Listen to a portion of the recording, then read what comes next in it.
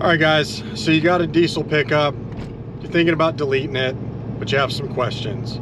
You probably watched my last video right here and got through the whole how-to, saw me tune it, and you still got a few questions on how to do this. So I went through all the comments and put together a list of, like, I don't know, 9 or 10 questions that were the most common ones.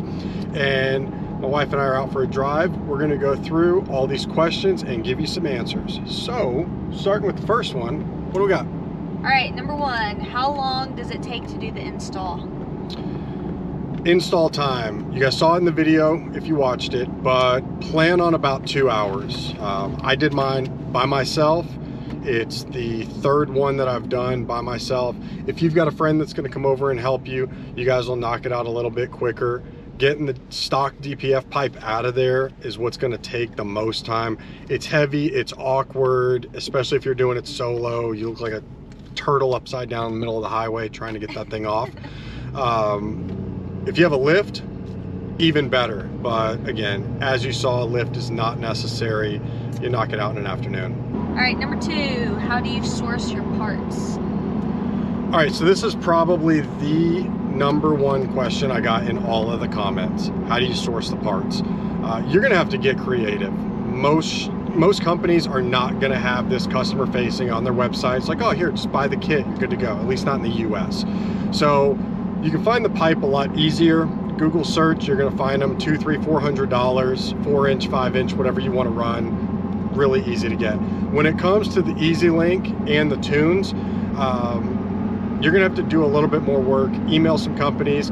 I know there's quite a few of them in Canada. They'll sell it, they'll ship. You get the license so that you can access all the tunes from the cloud. Unfortunately, it's just not super easy, but it's not impossible. Spend a little bit of time online and you guys will be able to get the Easy Link and the tunes. All right, number 3, is the fuel economy gain real? Some people, for whatever reason, just want to call bullshit on this.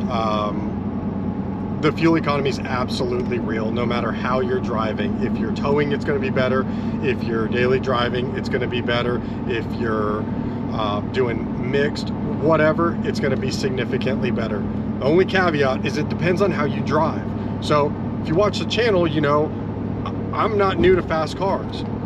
But you probably would be surprised to know that I'm the one in this house that drives this thing like a grandpa, 70 miles an hour all the time. I don't really get in a boost that much, whatever. So I see crazy fuel economy.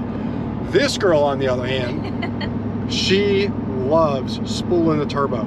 So, you know, her fuel economy isn't as good as when I'm driving it. But even still, with 37s on this truck, we're still averaging well over 17 miles per gallon. So you know for a fact how your truck came from the factory. This is significantly better, especially those of y'all that do have 35s or 37s. You know that it got worse. Delete it, your fuel economy is going to be significantly better. One thing I also want to add, before we deleted it, we pulled a 5th wheel toy hauler to Colorado and back, and I think we were seeing like 8 miles to the gallon or something like that, you know, between all, like, total trip combined, going up and down mountains and everything.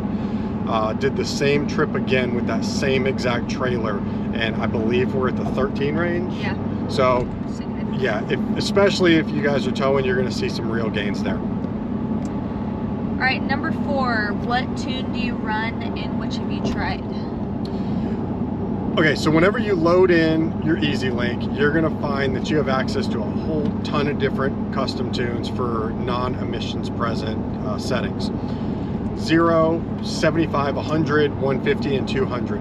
I've ran everything except for the 200. I'm not a fan of hot tunes. You can probably tell by the way that I drive that I'm not looking to feel what 600-700 horsepower in a truck is like. I don't want to mess with head gaskets. I don't want to hurt the transmission. So we found that the 100 horsepower tune is perfect.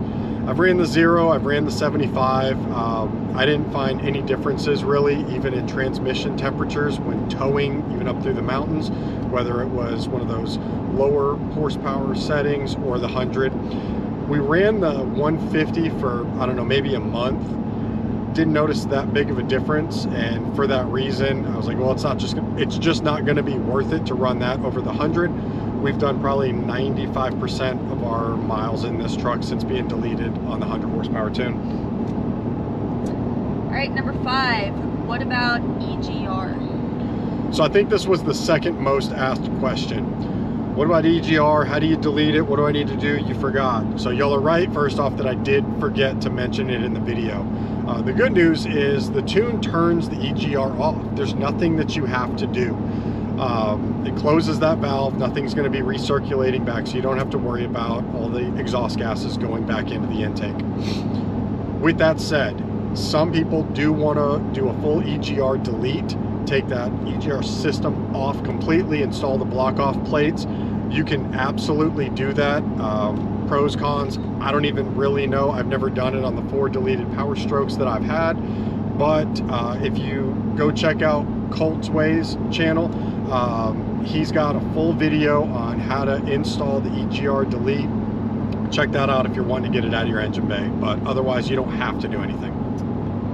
Number 6, are there any cons to deleting it?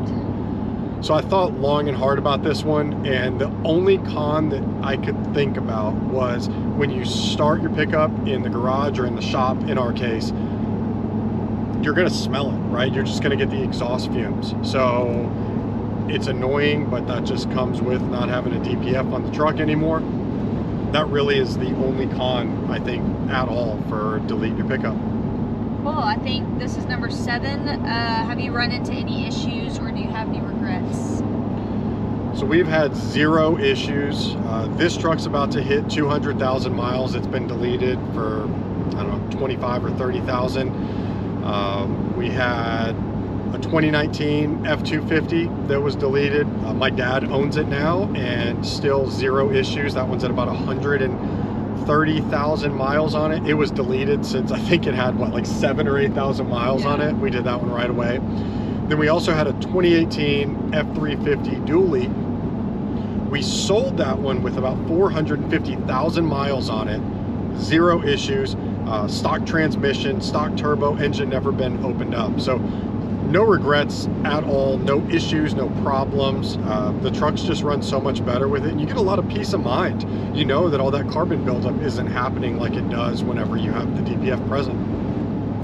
All right, number 8 and final question. Overall, is it worth it? So if you're looking at it just from a financial standpoint of is it worth it? Yeah, absolutely. It's going to pay for itself just in fuel economy alone. You're going to spend, I don't know, whatever the stuff's selling for now. I don't even want to guess, but let's just call it $2,000. Do the math on your own truck and your fuel economy gains. You'll find out when it will actually truly pay for itself. The thing that you don't see about it, you know, being worth it is the inside of the engine, not having all the carbon buildup. It's very well known that the DPF and the EGR is the #1 killer of diesel engines. So you remove that, you get it all off of there, you get the truck breathing freely, and you get a really clean tune on it. There's nothing that you're having to worry about. With the caveat of some of you guys are going to drive like an asshole and you are going to bust your transmission up. Know that that comes with it. But if you're just deleting this to drive it like a normal person, tow, do stuff around the ranch, take your RV around, and even daily drive it, it's so worth it. Fuel economy wise, the way the truck drives, peace of mind, everything. The truck is just significantly better deleted, and they sound badass. So I hope that answers everybody's questions. I took everything that I could find in the comments, put them down on this list. If I missed one, or if there's something that y'all do have a question about before you decide to dive in and delete your own pickup, go ahead, drop me a comment. Otherwise, subscribe to the channel. I appreciate it. It's fun making these videos, and I hope this helped you guys out. Appreciate y'all.